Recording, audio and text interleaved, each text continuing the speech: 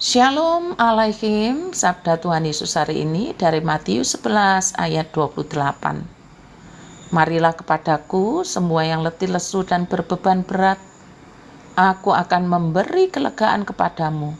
Artinya, datanglah kepadaku kamu semua yang lelah dan merasakan beratnya beban. Aku akan menyegarkan kamu.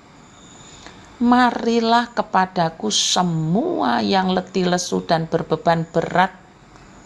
Undangan ini berasal dari Tuhan Yesus kepada mereka semua yang letih lesu dan berbeban berat, yang sudah kepayahan. Tetapi pertanyaannya adalah, letih lesu dan beban berat itu karena apa? Sebelum menjawab pertanyaan tersebut, ada baiknya saya kisahkan cerita yang melatar belakangi undangan Tuhan ini. Pada masa itu, ada sekelompok atau segolongan orang yang dengan bersusah payah menaati berbagai-bagai aturan untuk dapat menjadi orang saleh atau menjadi orang yang paling religius atau orang yang paling suci atau dekat dengan Tuhan. Golongan ini dikenal sebagai golongan orang Farisi. Golongan Farisi ini sangat menjaga kebersihan tubuhnya, sangat menjaga agar tidak cemar, juga sangat menjaga hidupnya dengan berbagai-bagai aturan, termasuk di dalamnya hukum Taurat yang kemudian dikembangkan menjadi aturan-aturan sampai 613 perintah. Semua ini dilakukan agar menjadi manusia yang religius dan suci.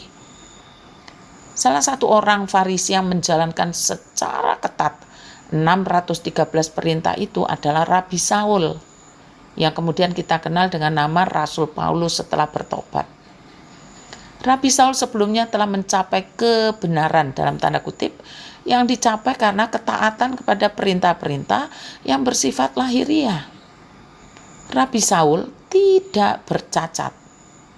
Sebuah pengakuan yang menakjubkan manakala diingat betapa rumitnya peraturan golongan Farisi ini dan juga pelaksanaan perintah-perintah Taurat 613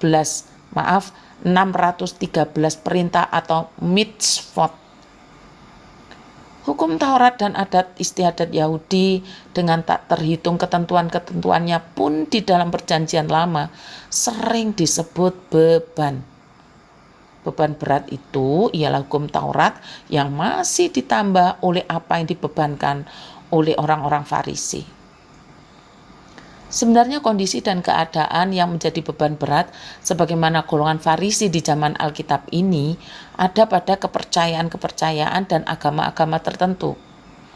Bahkan di dalam kekristenan sendiri ada kok yang masih memberlakukan beban berat seperti yang diterapkan golongan Farisi. Saya kurang tahu apakah pengikut mereka itu menyadari beban beratnya atau malah sebaliknya, menganggap beban berat itu tidak sebagai beban berat. Karena apa? Karena tidak pernah menikmati kelegaan dari Tuhan. Seandainya saja mereka telah menikmati kelegaan dari Tuhan, maka beban berat itu akan terasa sangat berat dan pasti akan menerima undangan Tuhan yang lemah lembut. Semoga saja di antara kita ada yang menerima undangan Tuhan. Yang penting adalah saudara dan saya saat ini, apakah telah menikmati kelegaan yang Tuhan Yesus sediakan? Kelegaan di sini adalah kelegaan jiwa yang menenangkan.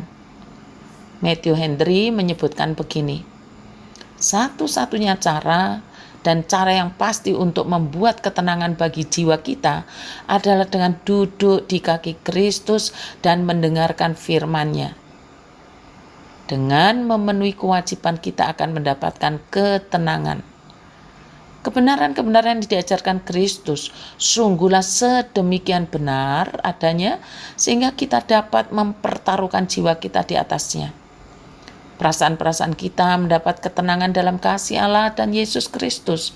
Dan karena bertemu dengan kasih itu, perasaan-perasaan kita pun mendapatkan kepuasan yang sangat berlimpah. Kita mendapatkan ketenangan dan kepastian untuk selama-lamanya. Dan kepuasan-kepuasan itu akan disempurnakan dan diabadikan di sorga, tempat di mana kita akan melihat dan menikmati Allah secara langsung. Akan melihat Dia sebagaimana adanya Dia. Dan akan menikmati kebersamaan dengannya sebab Dia milik kita. Ketenangan ini akan dirasakan bersama dengan Kristus bagi semua orang yang belajar padanya. Mari, jangan sia-siakan undangan Tuhan.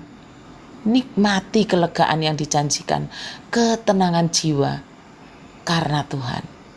Tuhan Yesus memberkati kita semua.